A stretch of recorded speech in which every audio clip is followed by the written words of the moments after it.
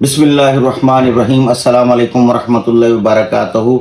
आज जिस टॉपिक पे मैं बात करूंगा वो है कैंसर, खुसूसन फेफड़ों का कैंसर, लंग्स कैंसर।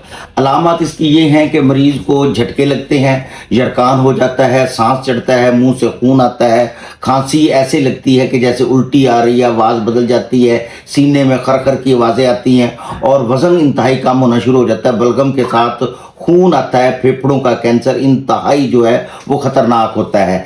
जो हमारे पाकिस्तान में जो सबसे ज़्यादा है वो 3 किस्म के कैंसर बहुत ज़्यादा आम है। एक है ब्रेस्ट कैंसर जिसकी रेशो 16 to 2% है, और इसके अलावा जो हमारे जो दूसरे नंबर पे कैंसर आता है वो मुंह का कैंसर है। मुंह के कैंसर में ओरल कैंसर आ जाता है, माउथ यानी अंदर दांतों के टीथ वगैरह के सूढ़ों का प्रॉब्लम, और मुंह का कैंसर ये भी बहुत ज़्यादा है, 7.1 की इसकी रेशो है। और इसके अलावा जो तीसरे नंबर पे आता है वो लंग्स कैंसर, फेफड़ों का कैंसर। और ज़्यादातर इसका जो हमला है, इसको खांसी की जो पोजीशन है वो रात के वक्त जो ज़्यादा होती है, तो इसमें ज़्यादातर जो हम इस्तेमाल करते हैं एक बूटी है रोदंती। रोदंती फेफड़ों के कैंसर के लिए बहुत ही मुजर्रब और बहुत ही ज़्यादा मुफीद अद्विया समझी जाती है। इसके अलावा वो अर्के गुलाब में कुछ दाने मनक्के के हम डाल के रात को रख देते हैं, मरीज को बताते हैं, और इसके साथ कोई भी सोने की कोई चीज़ सुबह जो होता है फिर हम उसको कहते हैं कि आप वो जो अर्के गुलाब है वो भी पी लें और जो मुनक्का है वो भी खा लें, और सोने की चीज़ है वो चूस लें।